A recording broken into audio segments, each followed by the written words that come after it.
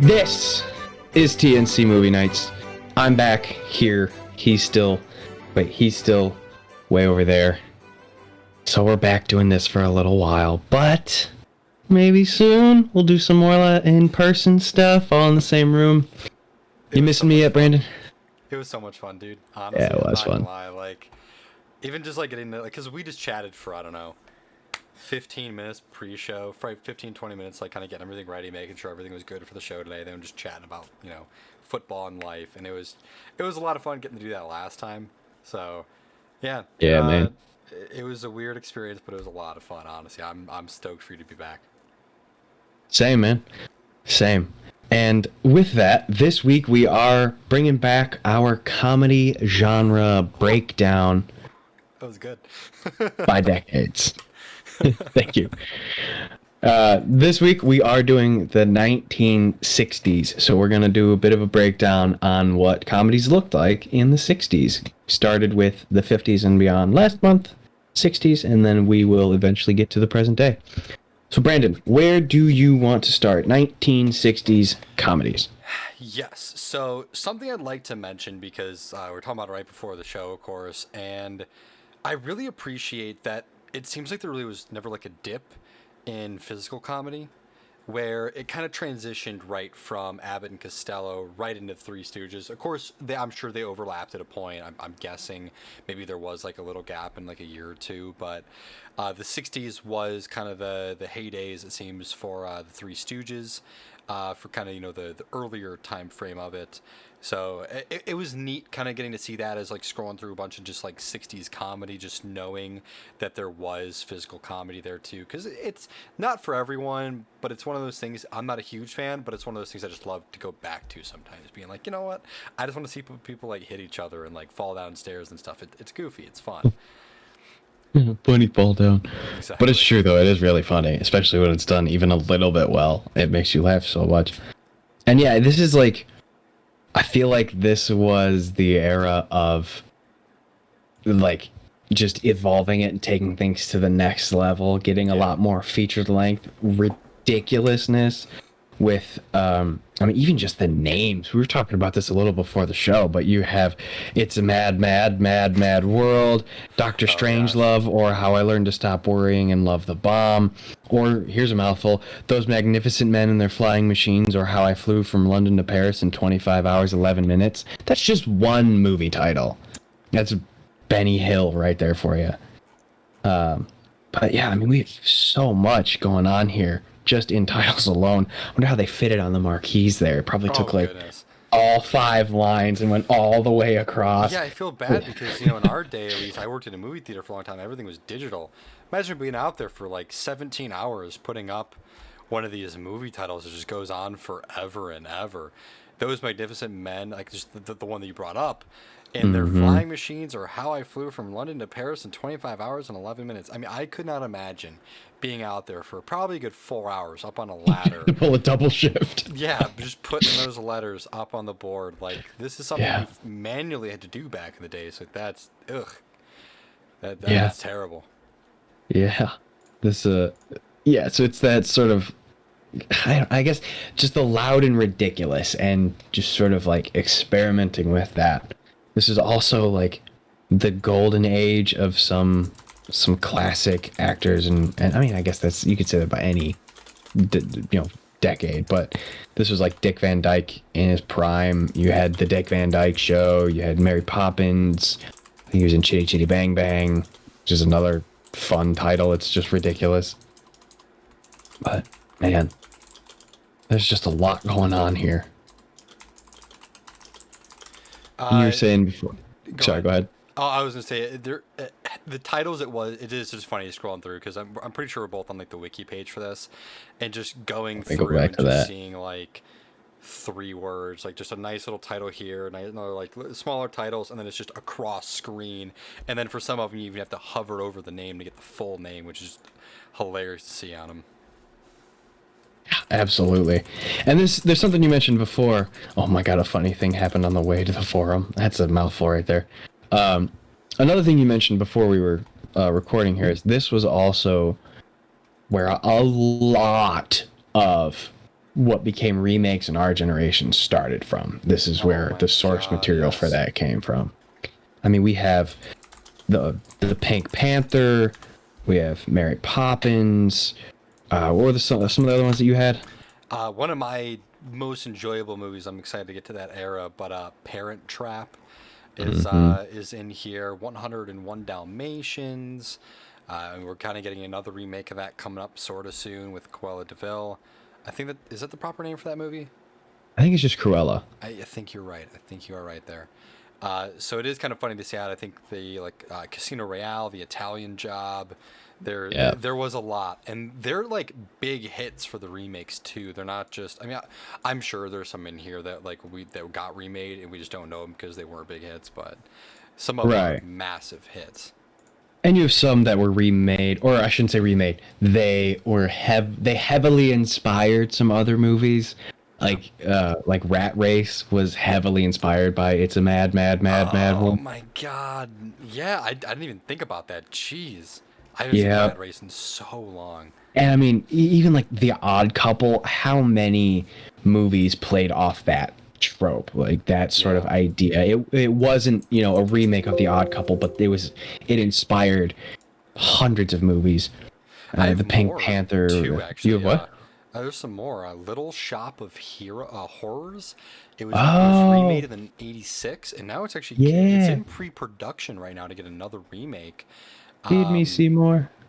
That's one in there. I'm just trying to find like the comedy movies. Bewitched is another one, of course, with Will Ferrell with the remake. The Beverly Hillbillies, I guess, was in the '60s. It's why there were a lot of just good movies from the '60s. I mean, Addams Family. It looks like. Wow. Yeah, that's crazy. Love the Addams Family. Oh, same. And this is I lost it. Where'd it go? Oh, there it is. This is another one. Everyone talks about like The Graduate being one of like the best movies ever made, and it came out in the '60s, and it's weird that it's classified as a comedy to me, because this is a movie that I'm way too familiar with. I took a rhetorical analysis of media class in high school, and we broke down this movie over like 2 weeks.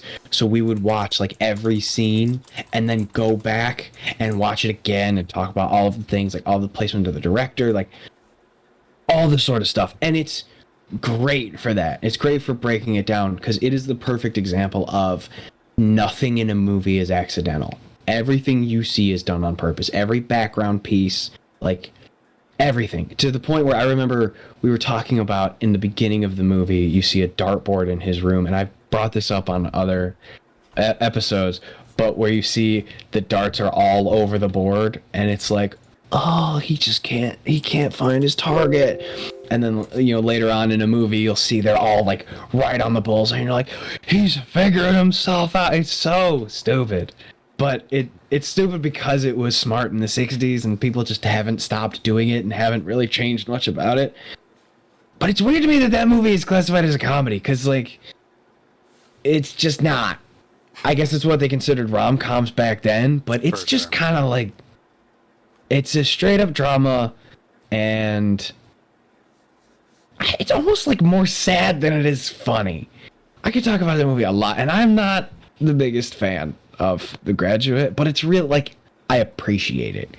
And so it was weird to see that, because we googled all like top 10 comedies of the '60s and all that. It was weird to see that on all of the lists. I get it, but it's weird that it was under like It's a Mad World, which is so aggressively a comedy. You have like, planes crashing through signs, people falling off of towers, cars crashing into each other and driving off cliffs. Ridiculous sort of like hilarious slapsticky type stuff. And then it's, you're trying to seduce me, aren't you, Mrs. Robinson? And he's like, yeah. Although, Simon and Garfunkel, well done. Anyway, I didn't mean to go down the Graduate rabbit hole. You're totally fine. I was going to mention, it's kind of crazy too, because, as I was saying, with kind of a lot of the remakes, so much TV was remade into movies from the '60s. Yeah.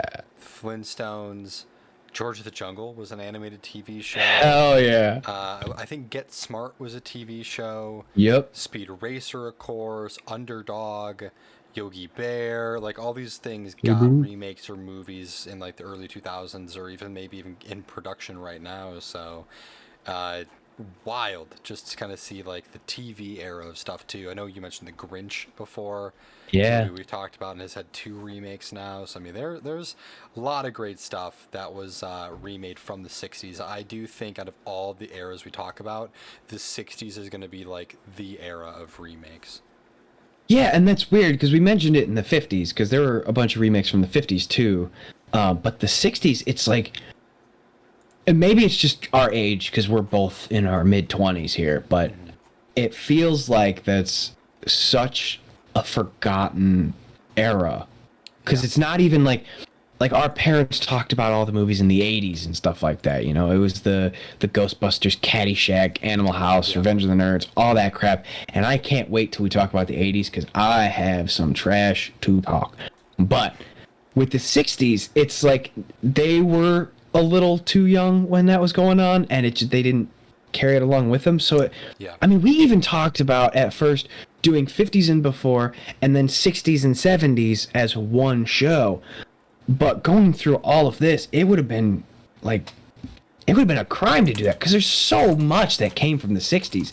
And even if we don't appreciate it for the one that happened in the 60s, almost everything we see today, you could trace back to a movie that came from that era. So I'm really glad after doing some research here that we got to give the 60s their proper due because, man, they deserve it. This was some cinema gold.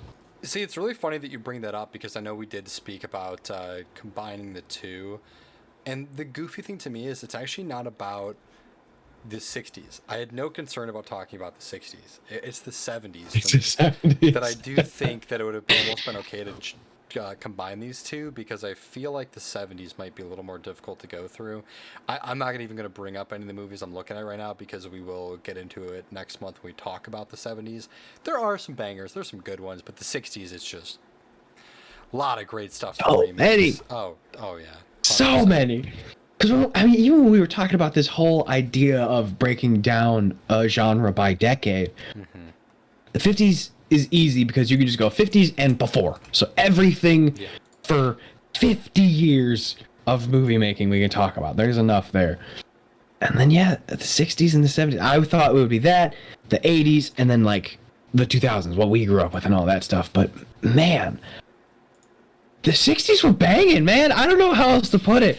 Yeah. There are some really, really, really good movies and a lot of really good inspiration. I mean, it's really funny, though, because I think another reason for that is not a lot of those remakes were very good. Like, I mean, Steve Martin is a comedy Hall of Famer, but those Pink Panther movies were awful. Atrocious. They were just not good. Mary Poppins was pretty solid. There's been a lot of remakes of that. But, I mean, The Italian Job was decent, so they're not all bad, but it's like it's kind of tainting the gold so you forget how great it was. Especially, like, perfect example is The Grinch, right? The Grinch from the 60s is my personal favorite. I love that movie so much. The Jim Carrey one is great, became an instant classic. And then they did it again, and it was just, like, really, really bad. Yeah. And so if it wasn't for that, like, Jim Carrey one, people would just be like, oh yeah, The Grinch, that's a movie that your grandma puts on at Christmas or your mom and dad put on at Christmas because it reminds them of your grandma or whatever. And then there was this crappy remake. And I feel like there's a lot of that's happening where you're like, oh yeah, that's that really crappy movie. It's like, no. Go put on the one from the 60s. It's amazing. I mean, hell, one of our favorite episodes we've ever done, the best review we've ever had, was the 1960s Adam West Batman. That movie's amazing. That was a good time. It's perfect. A really good time, actually. It's perfect. So, man, I'm really, really happy that we did this because this is just great. Yeah, I definitely don't disagree. I mean, as we did say, there's a lot of great movies in the 60s and great inspiration. And it's really cool to even see, as much as we don't love remakes, as we kind of talked about it, because they could taint what the movie was. It is kind of cool to see movies still being made that are taking inspiration from the 60s. It just shows you how great of an era it truly was for comedy. Oh my goodness, the Nutty Professor was in 63. I didn't even see that one. Son of Flubber. Wow. Okay, geez. There was some missed in 63. Also, I took a picture of one of the, it was actually part of the trailer for It's a Mad, Mad, Mad, Mad World. Yeah. And I feel like this puts it so much better than I could ever put into words about just like that outlandish ridiculousness that is the 60s. Yeah. And that is when the New York World Telegram and Sun called It's a Mad, Mad, Mad, Mad World a wham-doodle humdinger stem winder. A wham-doodle humdinger stem winder. Why are we not using that term anymore? Right, like, that's just...